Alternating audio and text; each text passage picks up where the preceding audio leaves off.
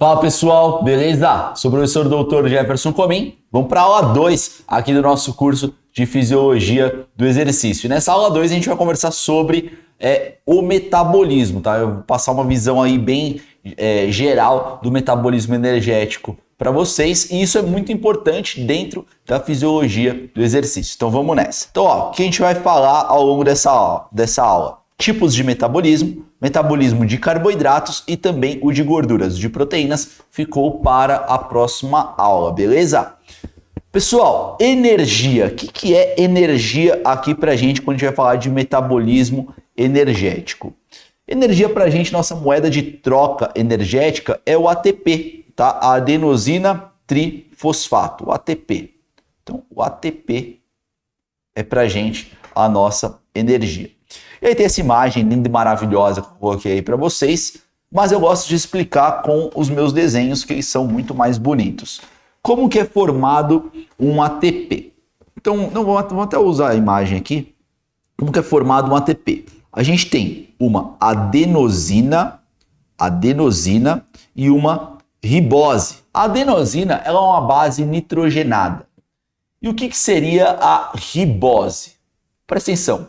Glicose, sacarose, palatinose, frutose, galactose. Tudo isso que eu falei para vocês são carboidratos, são açúcares, certo? E tudo termina em ose. Tudo que você estiver estudando, terminar em ose, você vai classificar como sendo ali um açúcar. Então, a ribose, sim, ela é um açúcar. E ela tá com esse desenho aí de pentágono, não é por bobagem, não. Na verdade, ela está com esse desenho porque ela possui 5 carbonos. Nós falamos que a ribose é um tipo de pentose. Pentose, Brasil é pentacampeão, tem 5 Copas do Mundo, certo? Um açúcar classificado como pentose, ele tem 5 carbonos. Então a ribose, ela tem 5 carbonos. E essa ribose, ela está ligada a um fosfato, como vocês podem ver aqui, que está ligado a outro fosfato, como vocês podem ver, está ligado a outro fosfato. Quando eu uno a adenosina com a ribose, a adenina com a ribose, eu chamo de adenosina. Então, a adenina unida com a ribose, eu vou classificá-la como adenosina. E ela tem 3 fosfatos, então é uma adenosina 1, 2, 3, adenosina trifosfato. Tá, Jeff, legal, aprendi sobre a nomenclatura do ATP. Bacana. Muito legal. Uhul, fisiologia. Mas eu quero aprender sobre o funcionamento do ATP. Pessoal, o que acontece aqui?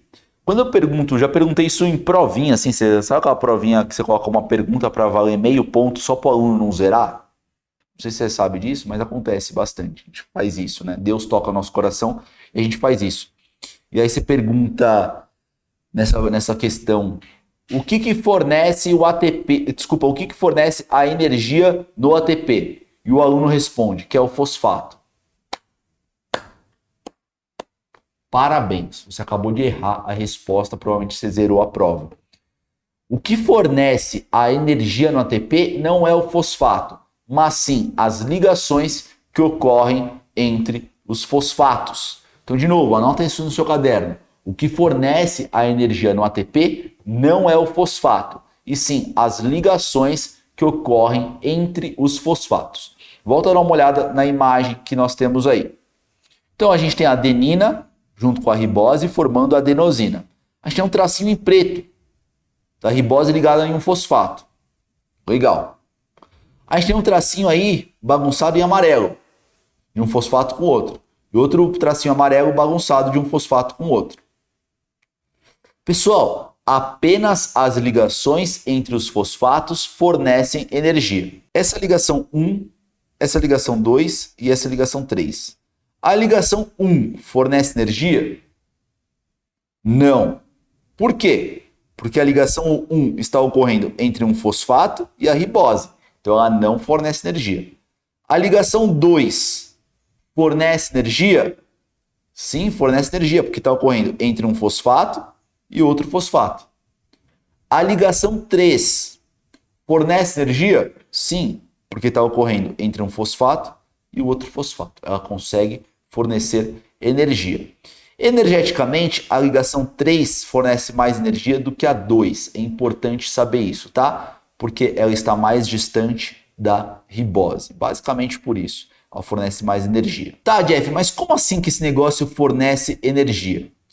Essa ligação que ocorre entre os fosfatos, nós temos uma ligação aí, nós temos energia potencial. À medida que eu quebro essa energia potencial, ela se transforma em energia cinética, energia de movimento. Meu Deus do céu, eu vi isso no ensino médio e não lembro. Relaxa que eu vou te explicar. O pessoal aqui deixou para mim alguns bolinhos, alguns quitutes que eu adoro. Eles me deixaram aqui essa barrinha de cereais. Eu não vou revelar o nome porque nós não somos patrocinados. O que acontece? Opa, deixei cair, disfarce. O que acontece aqui, ó? Essa barrinha de cereal, ela está aqui sendo sustentada. Se eu soltar ela, o que vai acontecer com ela? Olha que experiência magnífica. Ela cai. Então a barrinha de cereal está aqui. Se eu soltar, ela simplesmente cai. Quando eu tenho a barrinha de cereal parada, eu tenho energia potencial. Afinal de contas, ela tem o potencial de cair. Quando eu solto essa barrinha, ela gera um movimento. Tenho energia cinética. Energia cinética, a gente fala que é energia de movimento. Então, energia potencial, energia cinética. A ligação entre os fosfatos ela está ocorrendo. Vem uma enzima e quebra essa ligação. Tenho energia potencial, eu gero um movimento. Energia cinética. Tá? E é dessa forma que nós conseguimos sustentar várias reações biológicas dentro do nosso corpo. O ATP tem essa energia potencial que ocorre entre os fosfatos. À medida que eu quebro essa ligação entre os fosfatos, eu tenho energia cinética sendo liberada. Bom, então basicamente, você tem lá o ATP ocorrendo, vem uma enzima e quebra essa ligação entre os fosfatos. Agora que eu quebrei essa ligação entre os fosfatos, eu posso continuar chamando essa molécula de ATP? Não, eu vou chamá-la de ADP, adenosina difosfato. Que é esse cara aqui, ó. ADP, adenosina difosfato. Olha a energia sendo liberada aqui. Beleza? Então essa que vai ser a energia para a gente, para nossas reações biológicas. Devolver minha barrinha ali, que daqui a pouco eu vou devorar ela. E o ATP, ele é importantíssimo, né, para várias reações. Então, por exemplo, para transmissão neural, para contração muscular, para circulação, para síntese tecidual, para digestão. Sim, você vai digerir um alimento, você gasta energia, e esse alimento depois fornece energia para você. Você está investindo, tá? Para secreção glandular também. E a gente entra num conceito de anabolismo e catabolismo. Pessoal, o que vai ser o anabolismo? Eu vou pegar pequenas moléculas para construir uma molécula grande. Então eu vou pegar, por exemplo, tijolos para construir um muro. Isso que vai ser o anabolismo. Só que para pegar esses tijolos para construir um muro, fazer esse anabolismo, eu preciso ter energia disponível, eu preciso ter ATP em abundância, tá? Então você só vai anabolizar quando você tiver energia disponível, quando você tiver ATP ali sobrando. Aí você consegue construir. Você consegue pegar aminoácido, construir proteína. Consegue pegar glicose e construir glicogênio. Consegue pegar ácido graxo e construir triacilglicerol. E o contrário, o catabolismo. O que vai ser o catabolismo? Eu vou pegar uma molécula grande, vou quebrá-la, obter pequenas moléculas para que eu possa, então, obter energia. Então, vou pegar meu muro, vou dar uma marretada no meu muro, vou quebrar, vou obter pequenos tijolos, ou os restos desses tijolos. Mas eu vou obter pequenos tijolos. Isso seria o catabolismo. E quando que eu vou fazer catabolismo? Quando você tiver pouco ATP sobrando. Então, por exemplo, vou pegar proteína, vou quebrar, vou obter aminoácido. Esses aminoácidos eles vão me fornecer ATP. Eu vou pegar glicogênio, vou quebrar, vou obter glicose. Essa glicose vai me fornecer ATP.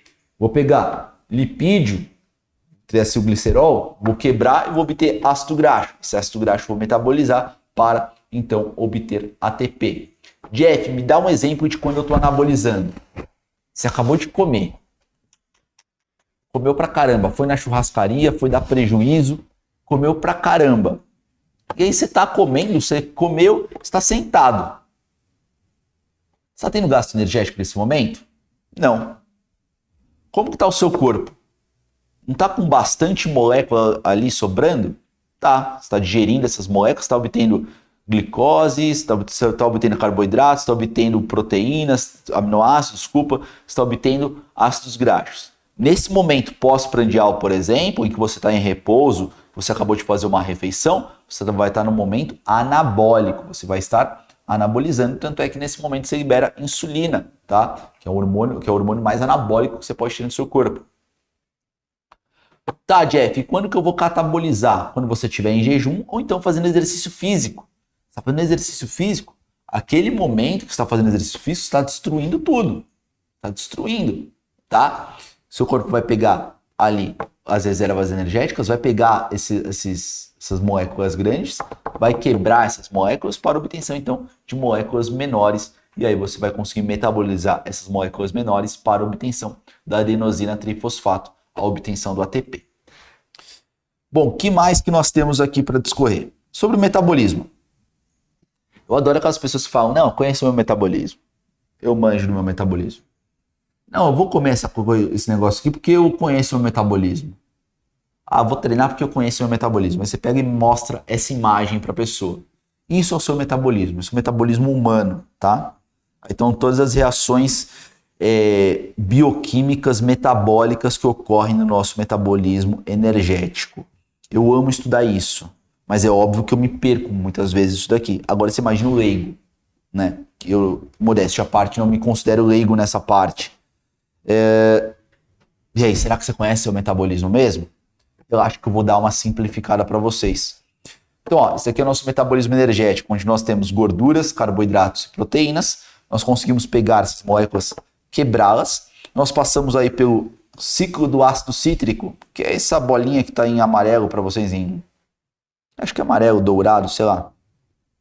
Para vocês, que é o famoso ciclo de Krebs. E aí você consegue obter energia, tá? Não necessariamente através do ciclo de Krebs, mas sim através da cadeia de transporte de elétrons. Se tratando de metabolismo de carboidratos, presta atenção nisso aqui. Nós conseguimos armazenar carboidrato no nosso corpo? Sim.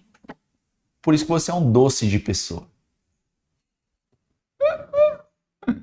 Ninguém riu da minha piada, né? Mas beleza. Você consegue armazenar carboidrato no seu corpo.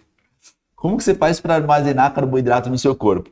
Na forma de uma molécula chamada de glicogênio. Você comeu carboidrato, você obteve glicose, você pega uma glicose, une com outra glicose, com outra e assim por diante. Conforme você vai unindo essas glicoses, você forma uma cadeia grande. Imagina que eu pego um vagão de um trem, um vagão solto, vou unir com outro vagão, vou unir com outro vagão, vou unir com outro vagão e assim por diante. Não vou ter um trem grandão? Uma coisa acontece aqui. Então, pego uma glicose, uno com outra, eu vou obter uma molécula chamada de glicogênio. E o nosso corpo, ele estoca glicogênio em dois tecidos. Quais seriam esses? O tecido hepático, o seu fígado, e também no músculo estriado esquelético. Jeff, legal. Mas tem um nome para falar sobre essa síntese de glicogênio? Boa pergunta que você fez agora. Você fez uma pergunta excelente. A via metabólica, ou seja, o processo metabólico que nós utilizamos para a formação de glicogênio é a glicogênese. Então, sempre que eu falar para vocês glicogênese, o que eu estou fazendo? Pego uma glicose, vou unir com outra e obtenho glicogênio. Anota isso no seu caderno. Glicogênese significa a síntese de glicogênio. Meu Deus, eu tenho que ter um caderno? Sim, você tem que ter um caderno para anotar tudo que eu estou falando. Para você ler depois, tá? Então, ó, glicogênese é a síntese de glicogênio. Pego uma glicose, uno com outra e obtenho o tal do glicogênio. Beleza. Jeff, só que agora eu estou no momento catabólico, eu estou fazendo exercício. Eu quero pegar esse glicogênio e quebrá-lo para obter moléculas de glicose e aí então poder metabolizar essas moléculas de glicose. Qual vai ser a via metabólica, o processo metabólico que eu vou fazer? Será a glicogenólise. Lise vai significar sempre quebra. Então, eu vou pegar o glicogênio e vou quebrá-lo para, então, obter glicose. Isso vai ser a glicogenólise. Jeff, mas eu também estou no momento catabólico agora, em que eu estou pegando ali as proteínas que compõem a minha musculatura, estou pegando essas proteínas, estou quebrando elas, obtendo aminoácidos, e a partir desses aminoácidos eu quero obter glicose. Eu consigo fazer isso? Sim, você consegue, através de uma via metabólica chamada de gliconeogênese. Jeff, eu estava viajando enquanto estava falando, repete para mim? Claro que eu repito, afinal de contas estou aqui para isso. Ó, glicogênese é a síntese de glicogênio. Anotou? Dá um pause aí. Pronto? Beleza. Glicogenólise. Eu pegar o glicogênio, quebrar e obter glicose. Então, glicogenólise é a degradação do glicogênio para a obtenção da glicose. Anota aí que eu te espero. Só se dá um pause. E gliconeogênese. O que é gliconeogênese? É a obtenção glico. O que lembra glico para vocês? Glicose. Neo, novo. E gênese, formação. Então, gliconeogênese é a formação de uma nova glicose. Então, basicamente, eu vou pegar um composto que não tem nada a ver com glicose e vou transformá-lo em glicose. Então, coloca aí, definição de gliconeogênese. Gliconeogênese é a obtenção de uma nova glicose a partir de compostos como, por exemplo, lactato, piruvato e aminoácidos. Beleza? Anotou? Suave. Vamos adiante. Pessoal, o que acontece aqui? Quantos fígados você tem no seu corpo? Se tivesse mais que um, provavelmente você ia se matar se embebedando, não é mesmo? Você tem só um fígado. Quantos músculos tem no seu corpo? Sei lá, um monte. Lembra que eu falei que você acumula glicogênio tanto no seu músculo quanto no seu fígado? Sim, querido professor, eu lembro. Legal, bacana. Se você só tem um fígado no seu corpo e um monte de músculo, aonde que vai estar a maior quantidade de glicogênio no seu corpo? Obviamente que no músculo. Então a maior quantidade de glicogênio em números absolutos ocorre ali nos seus músculos, tudo bem? E a menor quantidade no seu fígado. E tem esse gráfico que explica isso pra gente. Então, ó, se pegar um indivíduo ali que tem 500 gramas de glicogênio estocado, cerca de 400 gramas vão estar distribuídos pelos músculos e apenas 100 gramas no fígado. Contudo, porém, entretanto, você tem 100 gramas só no fígado. O que significa isso? Que a maior concentração, então se eu for ver lá por centímetro cúbico, por milímetro cúbico, eu vou ter uma maior concentração de glicogênio no fígado do que no músculo, tá? Então anota isso também. Então aqui tem um exemplo clássico, quem já teve aula comigo e eu vou falar sobre metabolismo, eu sempre dou esses exemplos. Se pegar um indivíduo de 80 quilos com uma dieta normoglicídica, esse cara vai ter aproximadamente 500 gramas de glicogênio no seu corpo, dos quais 400 vão estar distribuídos nos músculos, outros 100 apenas no fígado. Uma coisa importantíssima, o glicogênio muscular fornece glicose apenas para o músculo. Anota isso que é importante. Glicogênio muscular fornece glicose apenas para o músculo. Ao passo que o glicogênio hepático ele fornece glicose para o músculo e também para todos os outros tecidos, tá? Costumo falar que o músculo ele é egoísta e o fígado ele é altruísta. Olha só que bonito, tá? Quer saber sobre nutrição? Você consegue estocar, aí isso aqui é legal. O máximo de glicogênio que o indivíduo consegue estocar no corpo são 15 gramas de glicogênio por quilo. Então pega o seu peso aí e multiplica por 15. Como você faz para ter esse monte de glicogênio no seu corpo? Cara, é da hora. Só você socar carboidrato na sua dieta, comer um monte de carboidrato, você consegue ter essa quantidade de glicogênio. Bom, a respeito da primeira via metabólica que a gente costuma ver quando a gente vai falar sobre metabolismo, né? Que é a glicólise. Então, quem já teve aula aqui na nova classe ou no SES mesmo, comigo sobre bioquímica, já viu essa imagem. Eu gosto de simplificar as vias metabólicas. Então, eu peguei uma glicose e eu enumerei aí para vocês com bolinhas de diferentes cores os carbonos dela, tá? E aí eu retirei todo o resto e a glicose a gente vai representar por essa imagem aí com essas bolinhas 1, 2, 3, 4, 5, 6, tá? Então, meu Deus, a glicose tem 6 carbonos? Gênio! Sim, a glicose possui 6 carbonos. O que a gente vai fazer basicamente com essa glicose? A gente vai pegar essa glicose e passar com ela por uma via metabólica conhecida como glicólise anaeróbia. Anota isso no seu caderno. O que seria a glicólise anaeróbia? Eu pego uma glicose que tem 6 carbonos e eu vou quebrá-la no meio, obtendo então 2 outras moléculas, cada uma com 3 carbonos. Então a glicose ela tem 6 carbonos, eu pego essa glicose e quebro ela no meio. Eu obtenho outras 2 moléculas, cada uma com 2 carbonos. Jeff, quais são essas 2 outras moléculas? São o piruvato. Opa. Aqui, o piruvato. Eu vou obter 2 piruvatos. Se liga só. Como que isso vai acontecer? Então a glicose ela entra na sua célula. Eu costumo falar que a glicose ela é muito interesseira. Porque se você não der nada para a glicose, se a célula não der nada, não presenteá-la, essa glicose simplesmente vai embora, tá? Que nem aquele seu namorado ou sua namorada que eram muito interesseiros. Você tinha que presentear a todo momento. E eles falavam que te amavam. A glicose é a mesma coisa, é muito interesseira. Se a glicose entrar na sua célula, ela precisa ganhar alguma coisa. Ela vai ganhar um fosfato. Quem vai fazer essa reação bioquímica? Essa enzima aqui, ó, chamada de hexoquinase, tá? Ela vai doar um fosfato ali para sua glicose. Jeff, ela tirou esse fosfato da cartola de mágico dela? Não, meu querido amigo, minha querida amiga. Esse fosfato veio de uma molécula de ATP. A hexoquinase vai lá, pega o fosfatinho do ATP, tira do ATP e coloca na glicose o carbono 6. E essa glicose passa a se chamar glicose 6-fosfato. Outra pergunta de prova que eu costumo colocar do tipo só para o aluno não zerar. Então se o cara errou aquela lá, esse daqui vai acertar. Pergunta assim, ó. Quantos fosfatos tem na glicose 6-fosfato? O aluno vai lá e responde 6. Dá uma tristeza no coração, a vontade de dormir debaixo do tanque quando o aluno coloca isso. Olha só, o nome é glicose 6-fosfato. Fosfato tá no plural ou no singular? Tá no singular. Se estivesse no plural seria glicose 6-fosfatos. Então, se a glicose 6-fosfato, quantos fosfatos tem? Um apenas. Jeff, e o número 6? Para que significa o número 6? Significa o carbono em que esse fosfato está. Então, glicose é uma molécula chamada glicose. 6. Tem alguma coisa no carbono 6. O quê? Um fosfato. Então, glicose 6-fosfato.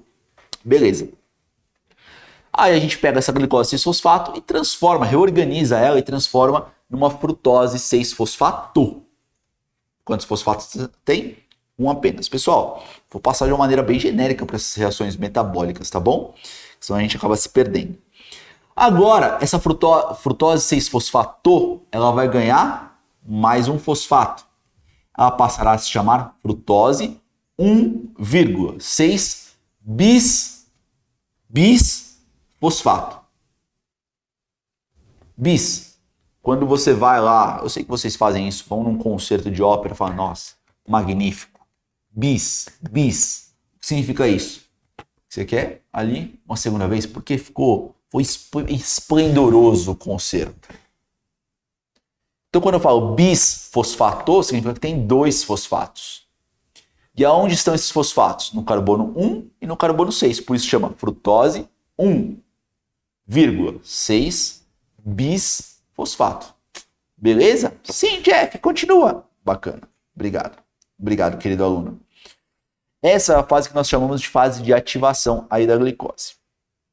Agora eu vou pegar essa molécula, essa frutose 1,6 bis-fosfato, e ela está lá de boa. Eu vou pegar e vou cortar ela no meio, vou passar uma tesoura no meio. Quem faz isso é uma enzima chamada aldolase. Então eu peguei a frutose 1,6 bis-fosfato e obtive outras 2 moléculas.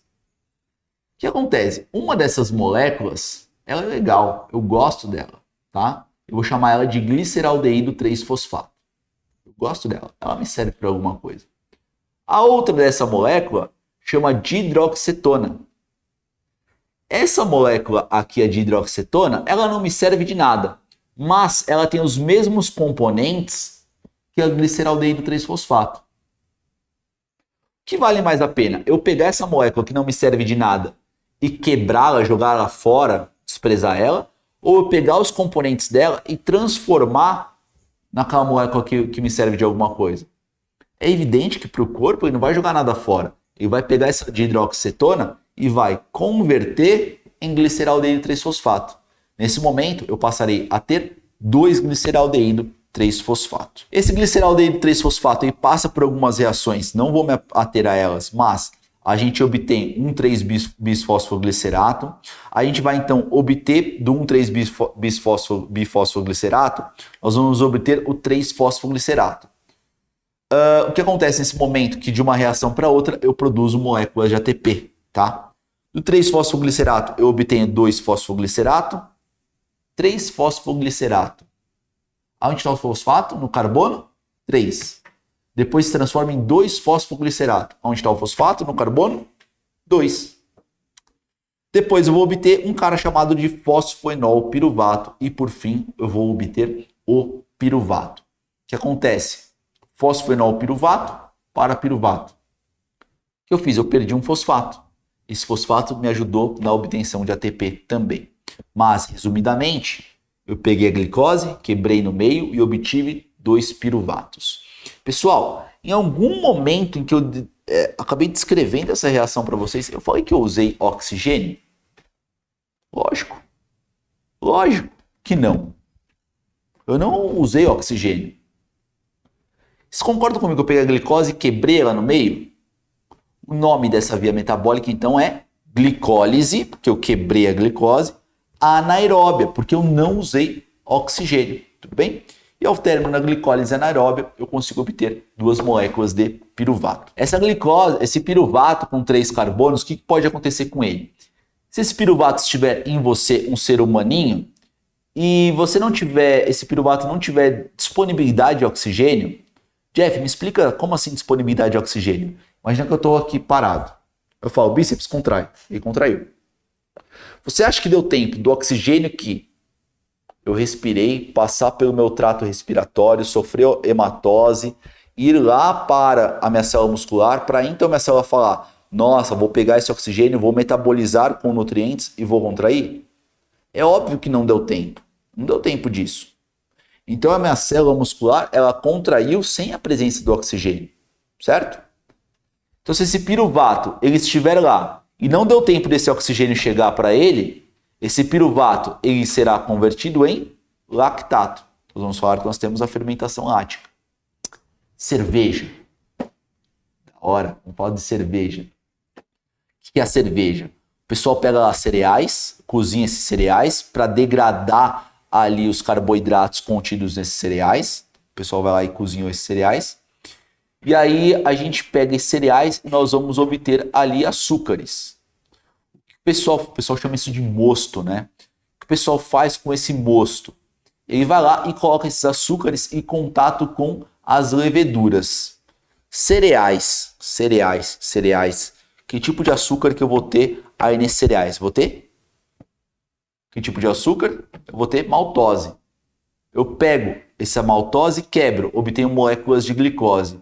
Essas leveduras, elas olham para essa glicose e falam, cara, tô precisando de energia, acho que eu vou usar essa glicose que está aí. E aí você pega o mosto, né, que são esses cereais. Então vamos lá, de novo, pega os cereais, cozinha eles para quebrar os açúcares, quebrar as fibras. Depois você pega esses cereais, coloca em contato com leveduras e deixa num ambiente fechado sem a presença do oxigênio. O que as leveduras vão fazer? Vão pegar os açúcares desses cereais, vão metabolizá-los.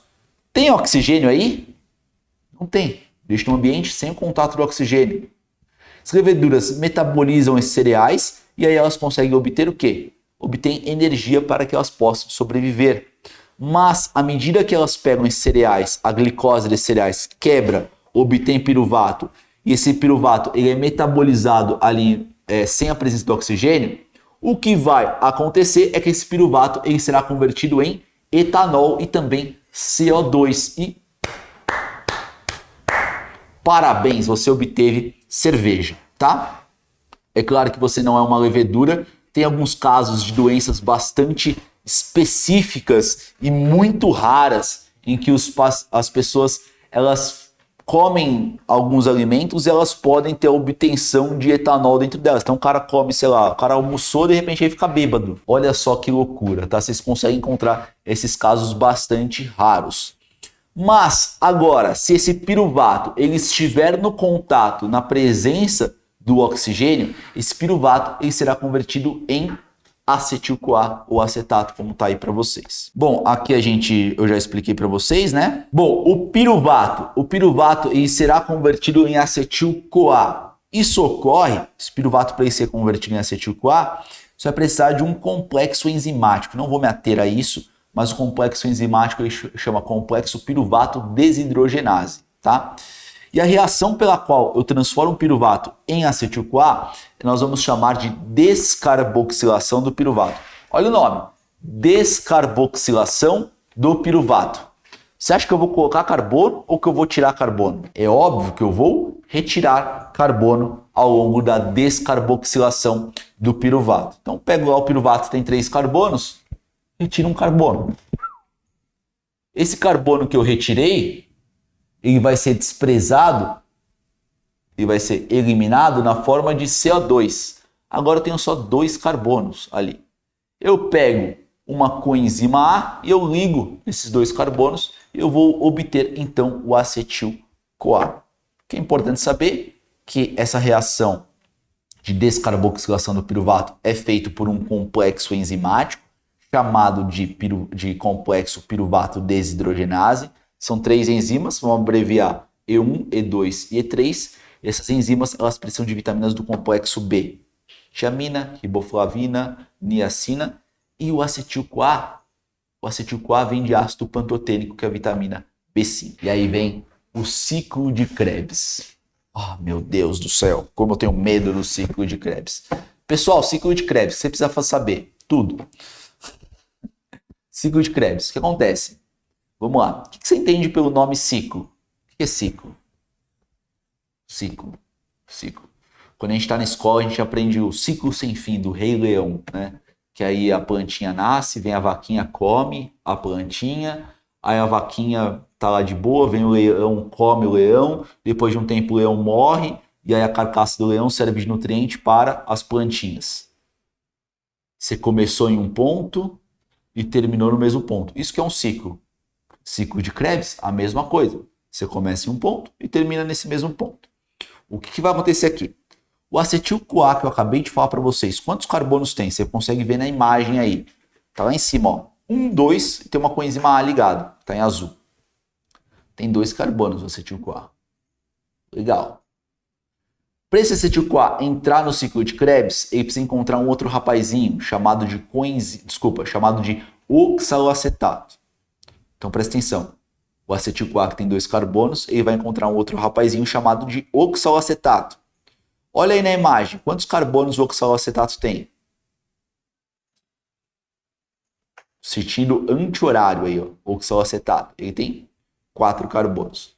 Então o acetil-CoA tem 2 carbonos, está lá em cima. A gente vai unir o acetil-CoA com o oxaloacetato que tem 4 carbonos. Pum. Quantos carbonos eu tenho agora? Eu tenho 6 carbonos. 1, 2, 3, 4, 5, 6 carbonos. Essa molécula resultante da união do acetil-CoA com o oxaloacetato, nós vamos chamar de citrato. Beleza? O que acontece? Esse citrato ele é convertido em uma outra molécula chamada de isocitrato. Esse isocitrato ele vai ser convertido em alfa-cetoglutarato. O que vai acontecer com esse alfa-cetoglutarato? O alfa-cetoglutarato ele tem apenas 5 carbonos, ou seja, eu tenho 6, eu vou perder 1. Perdi 1. Eu obtenho o alfa-cetoglutarato. Jeff, e esse carbono aqui? Não vou mostrar esse dedo para vocês não. E esse carbono aqui que foi eliminado? Esse carbono é eliminado na forma de CO2. Esse tem lá o isocitrato. Desculpa, o alfa-cetoglutarato. 5 carbonos. Esse alfa-cetoglutarato ele vai sofrer outra reação. Você vai obter succinil-CoA. O que acontece? Você vai perder mais um carbono. Perdeu o carbono. Para onde que foi esse carbono? Aqui ele foi eliminado na forma de CO2. Succinil-CoA, ele tem quantos carbonos? 4 carbonos. Olha o nome. Não tinha um acetil-CoA com 2 carbonos e uma coenzima A? O succinil-CoA, ele tem quantos carbonos? 1, 2, 3, 4 carbonos unidos com uma coenzima A. Legal. Agora eu vou pegar e vou tirar essa coenzima A. Tirei. Eu vou obter então quem? O succinato. Bacana. Succinato, ele vai ser convertido em fumarato. Fumarato tem 4 carbonos, vai ser convertido em malato, tem 4 carbonos. Malato vai ser convertido em oxalacetato, tem 4 carbonos. Lembra do ciclo do Rei Leão? Da graminha, boizinho, leão, morre. Aqui aconteceu uma coisa. Oxalacetato voltou a ser oxalacetato. É um ciclo. Magnífico. O que é importante saber sobre o ciclo de Krebs? Cada volta no ciclo de Krebs, você elimina 2 moléculas de CO2 oriundas do acetil-CoA. Afinal de contas, o acetil-CoA colaborou com 2 carbonos. Você vai eliminar esses 2 carbonos na forma de CO2. O que é importante saber sobre o ciclo de Krebs? Cada volta no ciclo de Krebs vai nos fornecer 3 coenzimas chamadas de NADH mais H+. O que esse NADH mais H+ consegue fazer? Esse cara, o NADH mais H+, ele vai para uma região da mitocôndria e lá nessa região da mitocôndria nós vamos ter ali a formação de moléculas de ATP. Então o NADH mais H+, ele vai colaborar para a formação do ATP, adenosina trifosfato, que é a energia que a gente começou a nossa aula. Cada volta no ciclo de Krebs fornece um FADH2. FADH2 também é uma molécula, também é uma coenzima. Essa coenzima também vai para a cadeia de transporte de elétrons e vai nos fornecer ATP. Jeff, um NADH mais H+ é um ATP? Não, não é um ATP. Um NADH mais H+, presta atenção, ele é uma coenzima.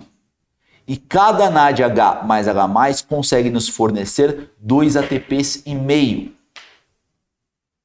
O FADH2 também é uma coenzima. Você tem esses caras aí sendo ilustrados na imagem. O FADH2, ele também é uma coenzima e fornece ATP? Sim, fornece ATP. Cada FADH2 fornece um ATP e meio, tá? E, Jeff, mas ao longo do ciclo de Krebs eu só obtenho esses caras que vão fornecer ATP? Não. Você vai obter também um cara chamado de GTP. Guanosina trifosfato, que é a mesma coisa com ATP, tá? Então, ó, de novo, cada volta no ciclo de Krebs. Ciclo começa e termina com os mesmos caras. Cada volta no ciclo de Krebs elimina 2 moléculas de CO2. Cada volta no ciclo de Krebs obtém 3 NADH mais H+, e cada NADH mais H+ fornece 2,5 ATPs. Cada volta no ciclo de Krebs fornece um FADH2. Cada FADH2 fornece um ATP e meio. Cada volta no ciclo de Krebs nos fornece um GTP, que é a mesma coisa que um ATP. Aposto que você está pensando, meu Deus do céu. Está pensando, meu Deus do céu, ou é porque você está vendo isso pela primeira vez na sua vida, ou porque você não viu ainda o suficiente, tá? Então aconselho você a estudar todos os dias. Ah, eu tenho coisa para fazer. Quem decidiu vir para essa área foi você, então é um problema seu isso. Nossa, que grosso foi o professor agora. Fui direto. A dica de estudo que eu dou para você é, não estuda muito em um dia, tá? Estuda só 20 minutos por dia, mas estude todos os dias. Esses termos, tudo que eu estou falando vai ficar muito mais fácil para você. Estuda só um pouquinho por dia, após você passa muito mais tempo nas redes sociais do que só 20 minutos, tá? Dedica 20 minutos para os estudos. Nossa, parece que eu tenho 70 anos falando isso. Bom, aqui a gente tem aí o ciclo de Krebs ocorrendo, um resumão para vocês.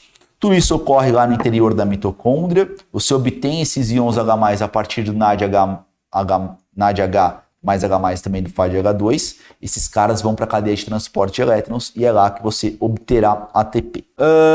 Jeff, tá, mas me fala aí, quando que eu uso esse tipo de metabolismo? A todo momento está usando esse metabolismo aí da glicose anaeróbia em movimentos rápidos. A gente vai falar sobre exercício na próxima aula. E o ciclo de Krebs, aí você vai estar utilizando a todo momento, você está assistindo essa aula, você está utilizando. Tem uma coisa sobre metabolismo de carboidrato que é muito interessante. Se liga só.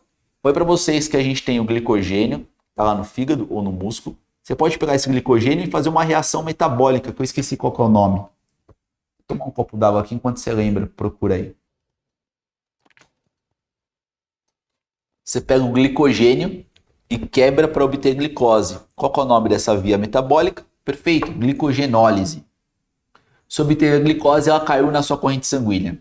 Essa glicose vai lá para o seu músculo. Aí eu falo para o músculo, contrai. Fico contraindo ele, fazendo exercício físico. O que acontece com essa glicose? Essa glicose pode ser quebrada, eu obtenho piruvato, e aí, se eu estiver no metabolismo anaeróbio, esse piruvato se converte em lactato. Perfeito, muito bem. O que pode acontecer com esse lactato?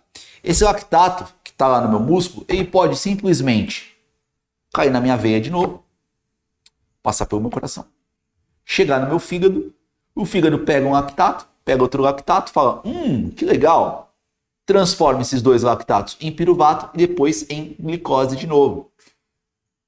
Glicose eu posso tocar no fígado na forma de glicogênio. Lembra da historinha do Rei Leão? Grama, vaquinha, leão, morre. Grama, vaquinha, leão, morre. Ciclo começou e terminou. Aqui a gente também tem um ciclo. Glicogênio, né? Glicose, fígado. Glicogênio, glicose, foi para o músculo, foi metabolizado, piruvato, lactato. Lactato foi para o fígado. Fígado pegou, transformou em piruvato, em glicose, posso tocar na forma de glicogênio ou não. Eu comecei e terminei do mesmo jeito. Nós temos o que nós chamamos de ciclo de Cori, tá? Ciclo de Cori. E a gente entra no metabolismo de gorduras. Pessoal, qual que é a diferença dessas duas moléculas que vocês estão vendo aí?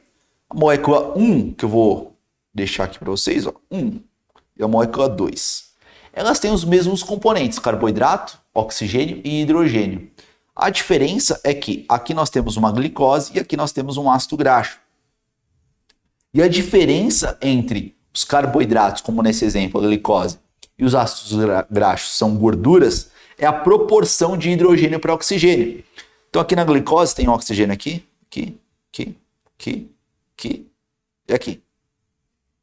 Já lá no ácido graxo, que é a imagem 2, você tem um oxigênio aqui e outro aqui. E hidrogênio, ó quanto hidrogênio tem? Tem um monte de hidrogênio, tá? Nós temos um monte de hidrogênio. A característica de um ácido graxo, qual que é? Ela vai ter um grupo ácido carboxílico, que eu deixei aí desenhado para vocês, e uma longa cadeia formada por hidrocarbonetos. O que é um hidrocarboneto, Jeff? Carbono com hidrogênio, tá bom? Então olha aí, uma cadeia de hidrocarbonetos. Os ácidos graxos, eles podem ser divididos relativamente ao tamanho dessa cadeia de hidrocarbonetos. A gente pode ter ácido graxo de cadeia curta, então você vai ter aí menos do que 6 carbonos. De cadeia média, você vai ter de 6 a 12. De cadeia longa, você vai ter de 12 até 21. E de cadeia muito longa, aí a partir de 22 carbonos. A gente pode dividir quanto à insaturação. O que é um ácido graxo saturado e um insaturado? Um ácido graxo saturado, ele está cheio de hidrogênio. Imagina que eu chego numa sala de aula e falo, pessoal, eu estou saturado de vocês. O que significa isso? Que eu estou cheio de vocês. Certo? Um ácido graxo saturado, ele está cheio de hidrogênio. Uma maneira mais didática de você identificar um ácido graxo saturado é que ocorrem apenas ligações simples entre os carbonos. Isso é uma ligação simples. Já um ácido graxo insaturado, ele não está cheio de hidrogênio. E você tem duplas ligações entre os carbonos. Os ácidos graxos insaturados, eles são divididos de maneira genérica em monoinsaturados, ou seja, apenas uma dupla ligação entre os carbonos, ou poliinsaturados, a partir de duas insaturações entre os carbonos. O ácido graxo, o que é um ácido graxo trans? Então você tem aí o ácido graxo cis, na insaturação, onde você tem as duas ligações, os hidrogênios estão dispostos para o mesmo sentido. No ácido graxo trans, você tem um hidrogênio disposto em sentido contrário ao outro. E aí eu sempre gosto de trazer essa tabela para a galera, porque todo mundo fala assim, nossa, é legal comer óleo de coco. Óleo de coco é vida. E aí você vê aqui, ó, ácido graxo. Aí você olha aí, essa tabela ela apresenta pra gente vários tipos de gorduras, né? O que estiver na tabela 1 aqui, ó, tá? Nesse gráfico 1 aqui. Nesse gráfico 1. Então, óleo de canola, açafrão, girassol, abacate, milho, oliva, soja, amendoim, semente de algodão, toucinho, que delícia. Óleo de palma, sebo bovino, olha só que gostoso. Gordura da manteiga e óleo de coco. O que estiver em azul é ácido graxo saturado. O que estiver em verde, poliinsaturado. O que estiver em amarelo, ácido graxo monoinsaturado. E aí, olha só. Se liga só. Pessoal, tem uma linha aí dentro da nutrição que fala, não, você tem que comer gordura saturada e blá, blá, blá, porque é saudável e etc. Gente, a gente não tem esse tipo de orientação. Gordura saturada, ela aumenta sim o risco de doença cardiovascular. Toma cuidado com o que o seu youtuber favorito fala por aí, tá? Com o que o seu aí, blogueiro favorito fala por aí. Toma muito cuidado com isso. E aí a galera sai comendo óleo de coco. Os grandes pesquisadores da área de metabolismo, eles falam que o óleo de coco é a pior coisa que você pode colocar no seu corpo, tá? E por quê? Olha aí, ácido graxo saturado. O óleo de coco ele tem 92% de gordura saturada. Você quer morrer comendo isso? Ácido graxo poliinsaturado tem só 2% e monoinsaturado só 6%. Então toma cuidado com o consumo aí de óleo de coco. Ah, Jeff, mas eu gosto. Beleza, eu também gosto de pizza. Eu sei que eu não posso comer pizza todos os dias, infelizmente. Sobre o metabolismo, sobre a digestão dessas gorduras, vamos falar de uma maneira bem genérica, bem rapidinha aí. O que acontece? Essas gorduras, você consome essas gorduras, elas são digeridas no seu trato gastrointestinal e, sobretudo, os lipídios são compostos por ácidos graxos de cadeia longa e de cadeia muito longa. O que acontece com esses caras? Esses caras, eles são ali incorporados por moléculas, por lipoproteínas dentro dos seus enterócitos. Você tem o seu enterócito. É a célula intestinal, ela tem essas vilosidades, como se fossem meus dedos, e essa gordura ela é absorvida. Dentro do enterócito, o que vai acontecer? Vai vir uma molécula chamada de quilomicron e vai incorporar essa gordura, se ela for muito grande, e também molécula de colesterol. Esse quilomicron, ele cai no seu sistema linfático, e aí então ele vai para os seus tecidos. Uma vez nos seus tecidos, sobretudo no tecido adiposo e também no tecido muscular, esse quilomicron vai depositar o conteúdo dele. Qual que é o conteúdo dele? Colesterol e gordura. Ele vai depositar lá. O seu adipócito, sua célula adiposa vai aumentar. Você vai ficar gordinho, você vai ficar gordinha. E esse quilomicron que estava cheio de colesterol e triacilglicerol, o que vai acontecer com ele? Ele depositou parte do conteúdo dele. Ele vai ficar maior ou vai ficar menor? É óbvio que ele vai ficar menor. Ficar menor. Nós vamos chamar esse quilomicron de quilomicron remanescente. Esse cara vai para o seu fígado.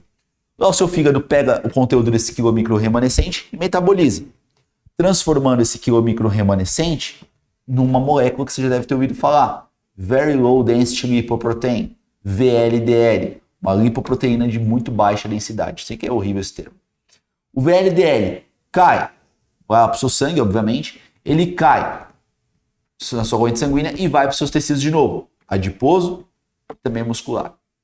E deposita parte do conteúdo dele. O que tem de conteúdo? Gordura e colesterol. Ela deposita. Deposita. Essa molécula, ela vai ficar maior ou vai ficar menor? Se ela depositou parte do conteúdo dela, tá um pouco menor. Agora essa molécula se chama nós vamos chamá-la de IDL, Intermediate Density Lipoprotein. Esse IDL, ele até pode voltar para o fígado, ser metabolizado, enfim, ser eliminado. Ou esse IDL, ele pode permanecer no tecido, ir lá no tecido adiposo e depositar o conteúdo dele. Depositou. Vai ficar maior ou vai ficar menor? O IDL ficará menor. Se esse cara ficar menor, nós vamos chamá-lo de LDL, Low Density Lipoprotein. O LDL, ele vai lá para o seu fígado. Seu fígado olha esse cara, metaboliza e fala, mano, que tranqueira isso daqui. E forma a bile. A bile vai servir ali na digestão de novas gorduras da sua dieta. Mas o que pode acontecer é que seu fígado ele fala, meu Deus do céu, tem muito LDL aqui. eu não aguento mais, tem muito LDL, não vou pegar esses caras, esses LDL, porque tem muito aqui. E esse LDL fala, tô sozinho, meu Deus, não gosto de ficar sozinho. E esse LDL vai parar no seu endotélio vascular, que é a parede das suas vias sanguíneas. E fica lá, depositando o conteúdo deles. Tem um processo inflamatório, você pode ter aterosclerose, tá? Qual que é o papel do HDL? O HDL consegue ser metabolizado pelo fígado, ser produzido pelo fígado. Ele consegue ir nos tecidos e transportar aquele colesterol que está nos tecidos para o fígado. Nós chamamos de transporte reverso do colesterol. O curso é de fisiologia do exercício, né? Legal. Bom saber que o exercício físico ele beneficia o transporte reverso do colesterol. Ou seja, você fazer exercício físico é bom para você pegar esse colesterol que está na periferia dos tecidos e levar para o fígado para que esse colesterol seja metabolizado e se transforme então em bile. Bom, então o exercício físico é extremamente importante e eficiente em fazer esse transporte do reverso do colesterol. E aqui eu coloquei essa imagem para vocês, aí depois para vocês explorarem todo esse caminho que eu acabei explicando agora para vocês. Sobre a síntese do triacilglicerol, né, no organismo. Então a síntese aumenta depois de uma refeição, por duas razões. A absorção do alimento aumenta os níveis sanguíneos de ácidos graxos e glicose, e os níveis circulantes altos de insulina facilitam a síntese de gordura.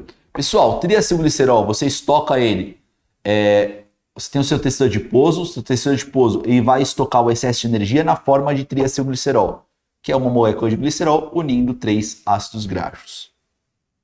Então olha aí, uma molécula de glicerol, 3 ácidos graxos, resultado, um triacilglicerol. Você se engana se você acha que tem só tecido adiposo aí no seu pneuzinho, na jiboia que fica enrolada aí no seu tronco, nessa boia de piscina. Não, você tem tecido adiposo em várias regiões do seu corpo. Então você tem tecido adiposo subcutâneo, você tem o visceral, você tem perto da região do coração. Você duvida, vai lá na churrascaria, come um coração de galinha, você vai ver, tem gordurinha ali em cima, né? Nos pulmões, na região periadvencial, você tem tecido adiposo perirenal e também na sua medula óssea. Quando a gente olha o adipócito, então é uma célula de gordura. Tem um núcleo bem espremidinho no cantinho da célula e aí o triacilglicerol vai estar bem distribuído aí dentro da célula. Vai estar bem concentrado aí dentro da célula. O processo pelo qual nós temos o adipócito, que é a célula de gordura, nós pegamos 3 ácidos graxos e unimos a um glicerol, nós vamos chamá-lo de lipogênese. A gente quer emagrecer, se eu ensinei a engordar, vamos aprender a emagrecer. Vou pegar o triacilglicerol, vou quebrar para obter 3 ácidos graxos e apenas um glicerol. Esse processo é o processo de lipólise.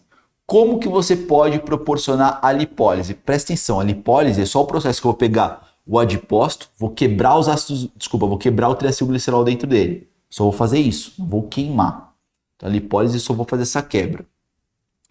Como que você proporciona essa degradação aí do triacilglicerol? Através do exercício físico, do jejum, tá?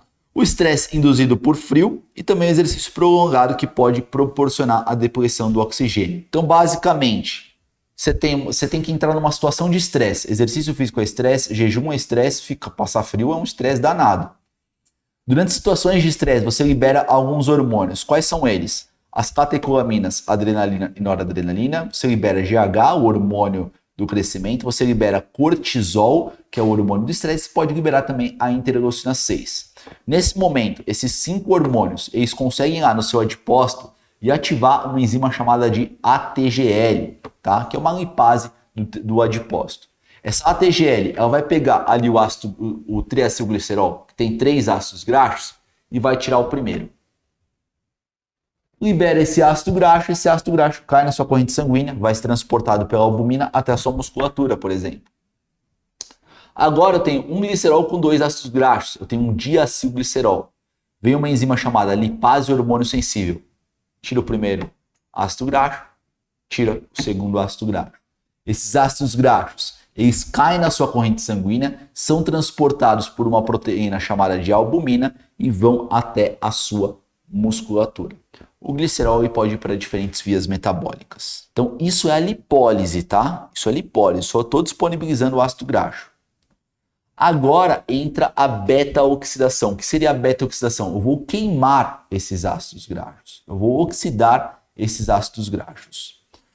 Então você tem lá o músculo, ele consegue captar essa gordura de uma maneira muito fácil, porque o ácido graxo ele tem a mesma característica da membrana celular. Membrana celular formada de gordura. Então o músculo ele consegue muito bem captar esse ácido graxo, ou você pode ter um transportador chamado de CD36 que vai pegar esse ácido graxo e levar para dentro da célula muscular. Esse ácido graxo está lá dentro da célula muscular. Para ele ser de fato queimado, ser oxidado, esse ácido graxo ele vai precisar ir para a beta-oxidação, que ocorre dentro da mitocôndria. Eu já expliquei para vocês o que é a mitocôndria. Quem transporta esse ácido graxo para dentro da mitocôndria é um complexo ali que você já deve ter ouvido falar, que é a carnitina. Tem um pessoal que suplementa a carnitina, não funciona de nada. Mas tem uma galera que suplementa a carnitina. A carnitina transporta o ácido graxo de fora da mitocôndria para dentro da mitocôndria. A galera suplementa a carnitina achando que vai fazer esse transporte de uma maneira mais eficiente. Mas não rola. Esse ácido graxo agora está dentro da mitocôndria, mais precisamente na matriz mitocondrial. O que vai acontecer agora é que esse ácido graxo ele vai passar por uma via metabólica chamada de ciclo de Linen. Se é ciclo, eu começo e termino, que nem lá o Rei Leão, ou beta-oxidação. O que é importante você saber sobre o ácido graxo passando pela beta-oxidação é que o ácido graxo ele pode ter uma quantidade variada de carbonos, mas à medida que ele passa pela beta-oxidação, ele sempre irá utilizar, nós sempre iremos utilizar 2 carbonos por vez. Então, por exemplo, o ácido palmítico, que é o ácido que a gente tem maior quantidade no nosso corpo, ele tem 16 carbonos. Eu pego esse ácido palmítico, passo pela beta-oxidação, quantos carbonos sobram? 14. Passo de novo, quantos sobram? 12. Passo de novo, quantos sobram? 10. E assim por diante. Jeff, o que acontece com esses 2 carbonos que estão sendo utilizados por vez? Esses 2 carbonos eles se convertem em acetil-CoA. E o acetil-CoA ele será utilizado no ciclo de Krebs que a gente já viu. Então olha aí só para vocês verem a integração entre a beta-oxidação e o ciclo de Krebs. E a gente se vê na aula 3, onde a gente vai conversar sobre metabolismo de proteínas e também sobre o metabolismo energético e o exercício físico. Até mais!